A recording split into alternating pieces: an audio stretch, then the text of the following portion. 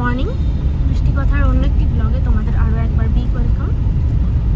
আজকে কোনো travel blog নয়, আজকে এমনি একটা ভালো মোমেন্টও ঠিক নয়, আজকে আমাদের সবারই একটা মন খারাপের বড় দিন।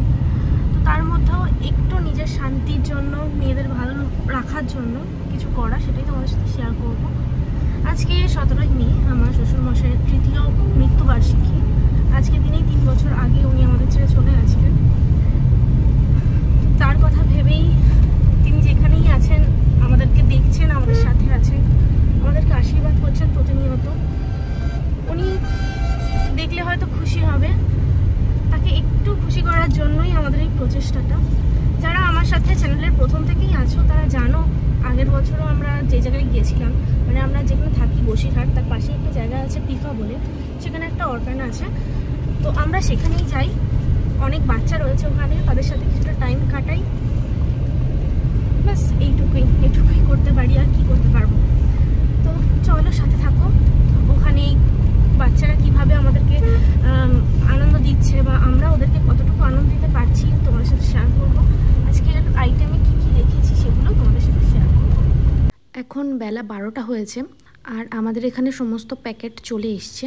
আমরা আমাদের পারিবারিক অনুষ্ঠানে যার কাছে অর্ডার দিই খাবার, গোপাল কাকু, তার কাছ থেকেই এই অর্ডারটা নেওয়া। এখানে 65টা মতো প্যাকেট রয়েছে যেটা নিয়ে যাওয়া হবে, আর সাথে আরও কিছু ছিল যেগুলো আমাদের বাড়ির জন্য বা বাড়ির আশেপাশে কিছু ঘরের জন্য রাখা ছিল। তো এগুলো আমরা গাড়িতে তুলছি, এবার এখান থেকে আমরা সব গুছিয়ে নিয়ে বেরোবো। সাথে জলও রেখেছিলাম। খাবারের অর্ডার আমরা প্রত্যেকবারই প্রায় 2 সপ্তাহ 3 সপ্তাহ আগে গোপাল কাকুকে জানিয়ে রাখি। শুধুমাত্র অর্ডারের 3-4 দিন আগে ওখানে কতগুলো প্যাকেট যাবে, মানে টোটাল বাচ্চার ওখানে স্টাফ মিলিয়ে সেটা বলে দিতে হয়। আমরা এখানে কাজ করছিলাম আর ওদিকে মামনি বাবাইকে খেতে দিয়ে দিয়েছে। এখানে বাবাইয়ের সব পছন্দের খাবারগুলো রয়েছে, ডিমের অমলেট থেকে শুরু করে শুক্তো, শাক, ডাল, পুঁটি মাছের ঝাল, চিংড়ি মাছ, মাংস, মিষ্টি, চাটনি সবই আছে। তারপর ওখান থেকে সোজা বেরিয়ে আমরা চলে এসেছি সেভ দ্য চাইল্ড কমিটি। এটা পিফাতে অবস্থিত, বসিরহাটে। এখন প্রায় 1:45 বেজে গেছে। আমাদের বাড়ি থেকে এখানে আসতে টাইম লাগে মোটামুটি আধ ঘন্টা মতো। এই যে বাচ্চারা গেট খুলে দিয়েছে আমাদের ঢোকার জন্য। আর এই ভিতরটা হচ্ছে এইরকম বিশাল বড় একটা মাঠ রয়েছে, এখানে ওরা ফুটবল খেলে। এখানে একটা পুরনো বিল্ডিং রয়েছে, এখনো এখানে কিছু থাকে, বড় যে সব ছেলেরা আছে তারা এখানটায় থাকে। এই যে ভিতরে আরো কতগুলো বিল্ডিং রয়েছে, এগুলো পুরনো, আর ভিতরের দিকে আছে নতুন, যেখানে ওরা এখন থাকে। ওরা সবাই এখানে দাঁড়িয়ে আমাদের জন্য ওয়েট করছিল। কিছুজন স্নান করছিল আর কিছুজন ওই দেখো থালা নিয়ে আসছে, ওদের খাবার টাইম হয়ে গেছে। তারপরে এখানে এসে অনেক সাহায্য পেয়েছিলাম। এখানে যে বড় ছেলেরা আছে, মানে ক্লাস 9, 10, 11, 12-এর যেসব ছেলেরা আছে, তারা সাহায্য করতে আমাদের এগিয়ে এসেছিলো। প্যাকেটগুলো ওরা নিয়ে যাচ্ছিল হাতে হাতে করে, আর এরকম বড় একটা ডেস্ক কিনেছিল যেটা এরকম 2 জন ধরে নিয়ে যাচ্ছিল, তাই আমাদের কাজটা একটু তাড়াতাড়ি হয়ে গেল। এটা হচ্ছে ওদের ডাইনিং রুম। ওরা ন্যাচারালি অন্য দিনগুলোতে এখানে বসেই খাবার খায়, কিন্তু এখানেই একটা মাত্রই পাখা থাকায় আমরাই রিকোয়েস্ট করলাম যে এখানে না খাইয়ে আগের বার বারান্দাতে খাওয়ানো হয়েছিল, সেখানে যেন খাওয়ানো হয়। তো ওনারা আমাদের প্রস্তাব শুনলেন, শুনে বাচ্চাদেরকে এখানেই বসতে বললেন। এবার সবাই লাইন করে নিজেদের থালা বোতল নিয়ে বসে গেছে। এখানে টোটাল বাচ্চা ছিল 60 জন মতো, আরও 2-3 জন ছিল যারা সেদিন উপস্থিত ছিল না। এখানকার সব বাচ্চা কিন্তু অনাথ নয়, এখানে এমন কিছু বাচ্চা আছে যাদের পারিবারিক অবস্থা ভালো না থাকায় এখানে দিয়ে গেছে। আরও কিছু বাচ্চা আছে যাদের সৎ মা বাড়িতে থাকায়, বাড়িতে অত্যাচারিত হওয়ায় এখানে তারা চলে এসছে। এখানে মোটামুটি সবাইকেই দিয়ে দেবো আমাদের কমপ্লিট হয়ে গেছে, এবং এরা কিছুজন খেতে শুরু করে দিয়েছে। এবার বলি আইটেমগুলোর মধ্যে কি কি ছিল। ভাত ছিল, সাথে ছিল শাক, শুক্তো, চিংড়ি মাছের মালাইকারি ছিল, মাংস ছিল, চাটনি ছিল, আর মিষ্টি ছিল।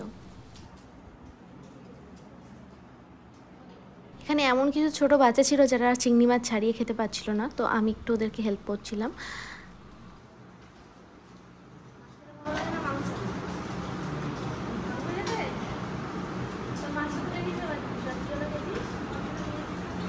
ওরা এটাই বলছিল যে মাছের থেকে ওদের মাংসটা বেশি পছন্দের। শুধু ওরা কেন, আমাদের সবারই মাংস বেশি পছন্দের, তাই ওদের মধ্যে অনেকেই মাংসটা খেয়ে নিচ্ছিল আর মাছগুলো রেখে দিচ্ছিল রাত্রে খাবে বলে। পরে শুনলাম যে ওদের ফ্রিজও রয়েছে, যে ফ্রিজের মধ্যে রেখে দেওয়া হবে, রাত্রিবেলা ওদেরকে এটা দিয়ে দেওয়া হবে। বেশ আনন্দ পেয়েছে ওরা। ওদের অনেকগুলো অভাবের মধ্যে আরও একটা অভাব হচ্ছে মানুষের ভালোবাসা পাওয়া। ওদেরকে একটু ভালোবাসা দিলে তার দ্বিগুণ তুমি ফেরত পেয়ে যাবে। ওদের সাথে কাটানো এই টাইমটুকু যে আমাদের কত ভালো কেটেছে সেটা আর আলাদা করে বলার অপেক্ষা রাখবে না, তোমরা ভিডিও দেখেই আশা করি বুঝে যাবে। বসিরহাটে বা বসিরহাটের আশেপাশের এলাকার থেকে যদি তোমরা এখানে আসতে চাও, ডেসক্রিপশন বক্সে আমি কন্ট্যাক্ট নাম্বার দিয়ে দেবো, তোমরা এখানে ফোন করে আসতেই পারো তোমাদের বিশেষ কোনো দিনে ওদের সাথে একটা সুন্দর মোমেন্ট কাটাতে। ব্যাস ওদের মোটামুটি খাওয়া কমপ্লিট, খাওয়া সেরেই ওরা ওদের থালা নিয়ে চলে গেছে কলে ওগুলো ধুতে। ওরা এভাবেই যত বড় হবে আশা করব ওরা স্বাবলম্বী হয়ে উঠবে। ওরা খাওয়া দাওয়া সেরে চলে এসছে একটু রেস্ট নিতে, আমিও ওদের কাছে এসে একটু বসলাম, কথা বললাম। এটাই হচ্ছে ওদের ঘর, প্রত্যেকের আলাদা আলাদা বেড রয়েছে, তাদের আলাদা আলাদা লকার রয়েছে এবং খাটের নিচে রয়েছে ওদের প্রয়োজনীয় জিনিসপত্র। ঠিক আছে, সব আবার দেখা হবে। হ্যাঁ,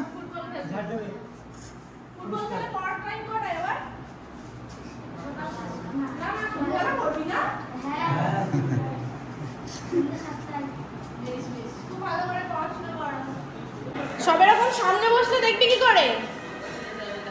আজকে কি মুভি হচ্ছে? দেবের কি মুভি? কে বললো দেবের মুভি? নাম জানিস না? যে বলেছে সুমন বলেছে। হ্যাঁ, আমি তো দেখছি অঙ্কুশের মুভি চলছে। ঠিক আছে, তোমরা সবাই মুভি দেখো, আমরা আসছি, টাটা। দুপুরে লাঞ্চের পর ওরা নাকি টিভি দেখার একটু টাইম পায়, সেই টাইমে ওরা মুভি দেখে। আর এটা ছিল ওই হোমের রান্নাঘর। চলো এবার এখান থেকে আমাদের বেরোনোর টাইম হয়ে গেছে। আজকের ভিডিও তোমাদের কেমন লাগলো অবশ্যই কমেন্ট সেকশনে জানিও। ভালো লাগলে লাইক এবং শেয়ার করতে কিন্তু একদমই ভুলো না। আর আমার ভিডিওতে নতুন হয়ে থাকলে অবশ্যই সাবস্ক্রাইব করে পাশে থাকো। আর যারা এতদিন ধরে আছো তাদেরকে অনেক অনেক ধন্যবাদ। তবে আজকের ভিডিও এখানেই শেষ করছি, দেখা হচ্ছে নেক্সট সানডে নতুন একটা ভিডিও নিয়ে। ততক্ষণ পর্যন্ত টাটা।